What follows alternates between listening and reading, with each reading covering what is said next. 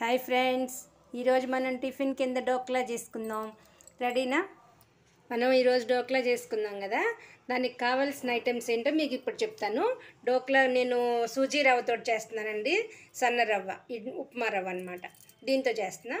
1 cup రవ్వ, 1 cup పెరుగు, కొంచెం వాటరు, కొంచెం కొత్తిమీర, ఈనో ప్యాకెట్ ఒకటి, కొంచెం నిమ్మకాయ కొంచెం పిండుదాం, 1 పచ్చిమిరపకాయ, కొంచెం సాల్టు, పోపు కోసమేమో ఎండుమిరపకాయ, జీలకర్ర, ఆవాలు.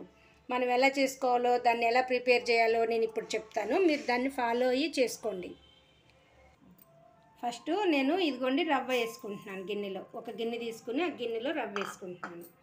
రవ్వ వేసుకుని తర్వాత పెరుగు కప్పు పెరుగంతా వేసేసుకుంటున్నాను. తియ్యటి పెరుగు అనుకోండి, నిమ్మకాయ పిండుకోండి. పుల్లటి పెరుగు అయితే నిమ్మకాయ అక్కర్లేదు. మరి ఇది తీయగానే ఉంది పెరుగు, అందుకని నేను అది పెట్టుకున్నాను అనమాట. దీంట్లో సాల్ట్ వేసేసుకోండి, కొంచెం ఉంచుకోండి సాల్ట్. ఇప్పుడు దీన్ని చక్కగా కలిపేసుకోండి. కొంచెం అవసరమైతే వాటర్ పోసుకోండి. కొంచెం దీనికి వాటర్ పడుతుంది. నేను ఈ గిన్నె తొలుపుకొని వాటర్ పోసుకుంటున్నాను. దీన్ని తొలుపుకొని మీకు ఎంత పడుతుందో చూసుకొని వాటర్ పోసుకోండి. కలిపేసి దీన్ని ఒక పావు గంట 20 నిమిషాలు పక్కకు ఉంచేసుకోండి. ఇదంతా చక్కగా కలిసిపోయినాక ఒక 15-20 మినిట్స్ పక్కకు పెట్టేయండి. అప్పుడు చక్కగా నానుతుంది. నానినాక నేను మళ్ళీ మీకు చూపిస్తా. చూడండి, 20 మినిట్స్ అయిపోయింది. చక్కగా నానిపోయిందండి. దీంట్లో కొంచెం వాటర్ పడతాయి. ఇంకా చూసి నేను ఎలా చేయాలో ఇప్పుడు చూపిస్తా ఉండండి. వాటర్ కూడా పోద్దాం. ఇప్పుడు ఈనో ప్యాకెట్ వేసుకుందాం. కొంచెం లెమన్ పిండుకుందాం. కొంచెం జస్ట్, నాది కొంచెం పుల్లగానే ఉంది పెరుగు, అందుకే నేను కొంచెమే పిండుకుంటున్నా. తియ్యటి పెరుగు అయితే కొంచెం చెక్క అంతా పట్టేస్తుంది, నిమ్మకాయ చెక్క అంతా పట్టేస్తుంది. నిమ్మకాయ కొంచెం పిండుకున్నాను. ఇప్పుడు ఇదిగోండి ఈనో వేసేసుకోండి. ఈనో లాస్ట్ మినిట్లో వేసుకోవాలన్నమాట. వేసేసి మనకి కొంచెం టైట్గా ఉంది కదా, కొంచెం వాటర్ పోసుకొని కలుపుకుందాం. కొంచెం పలుసుగా ఉంటే బాగుంటుంది అన్నమాట. ఈనో వేసేసరికి చూసారా ఎలా పొంగుతుందో. ఇంకొంచెం వాటర్ పడతాయి, కొంచెం పోసుకుందాం.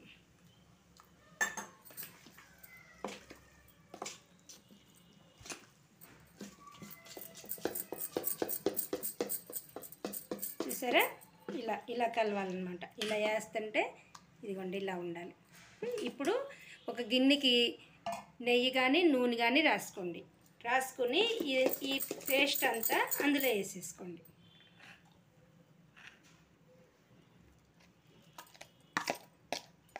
నెయ్యి అయినా నూనె అయినా మీ ఇష్టం, ఏదైనా రాసుకోండి. నెయ్యి అయితే కమ్మగా ఉంటుంది.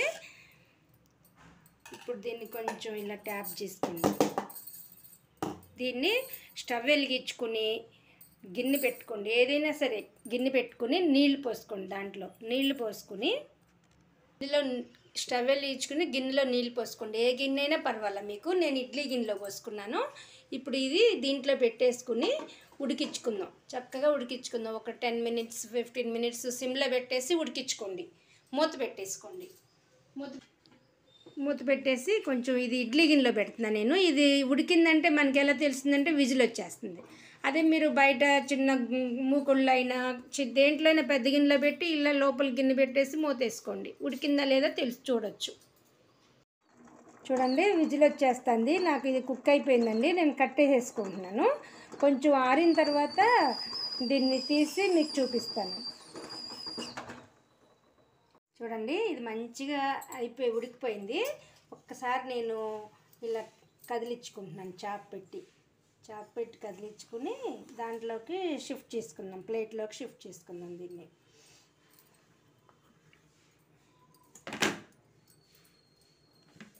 వావ్, భలే వచ్చింది. చూసారా ఎంత బాగుందో. ఇప్పుడు దీన్ని చిన్న ముక్కలుగా కట్ చేసుకుందాం.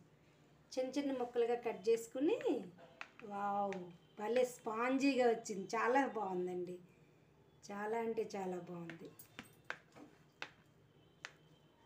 చిన్నగా ముక్కలు కట్ చేసుకోవచ్చు, లేకపోతే అలానే పెద్దగా 4 పీసులుగా అయినా కట్ చేసుకోవచ్చు, మన ఇష్టం. ఇప్పుడు నేను కొంచెం పెద్దగానే కట్ చేస్తున్నా. ఇదిగోండి మజ్జిగ చేసేసి వదిలేసేస్తా దీన్ని. ఇప్పుడు మనం ఏం చేద్దామంటే ఇది రెడీ అయిపోయింది కదా, స్టవ్ వెలిగించుకుని నేను కొంచెం ఆయిల్ పెట్టుకున్నానండి. ఇప్పుడు మనం ఇందాక ఉన్నాయి కదా ఈ దినుసులన్నీ రెడీ పెట్టుకోవాలి. రెడీ పెట్టుకుని తిరుగుమాత కాగంగానే అవి వేసేసుకుందాం. వేద్దామండి. వేసేసి ఇందాక మనం కొంచెం ఉప్పు ఉంచుకున్నాం, ఆ ఉప్పు కూడా ఇప్పుడు వేసేద్దాం. ఇప్పుడు వేసేసి కొంచెం వాటర్ పోసుకోవాలన్నమాట దీని మీద. అది వేగిపోయింది కదా, పచ్చిమిరపకాయ ముక్కలు కూడా వేసేసుకుందాం. నేను ఇందాక మీకు పచ్చిమిరపకాయ చూపించా కదా, దాన్ని చిన్నగా కట్ చేసుకున్నాను అనమాట. చిన్నగా కట్ చేసుకుంటే తినడానికి బాగుంటుందని అలా కట్ చేసుకున్నాను. ఇందాక కొంచెం ఉప్పు ఉంచేసాను కదా, ఉప్పు కూడా ఇందులో వేసేసుకోండి. ఇప్పుడు కొత్తిమీర కూడా దీంట్లో వేసేసుకోండి. అయిపోయినాక స్టవ్ కట్టేసేసుకున్నాక కొంచెం వాటర్ పోసుకోండి. దీంట్లో కొంచెం వాటర్ పోసుకొని ఇప్పుడు దీంట్లోకి పోసేసుకోవాలన్నమాట. చూడండి ఎలా పోస్తున్నానో, ఇలా పోసేసుకుని అంతా చక్కగా స్ప్రెడ్ చేసుకోండి. చూసారా, చక్కగా డోక్లా రెడీ అయిపోయింది. స్ప్రెడ్ చేసేసుకోండి. చూసారా ఎంత కలర్ఫుల్గా చక్కగా ఉందో. ఇప్పుడు దీన్ని కొంచెం ఇది నలుగురికి టిఫిన్, చక్కగా 4 పీసులు నలుగురు తీసుకుని టిఫిన్ తినేయచ్చు. మీకు కనుక ఇది నా డోక్లా నచ్చినట్టయితే నాకు లైక్స్ ఇవ్వండి, షేర్ చేయండి, సబ్స్క్రైబ్ చేయండి ప్లీజ్.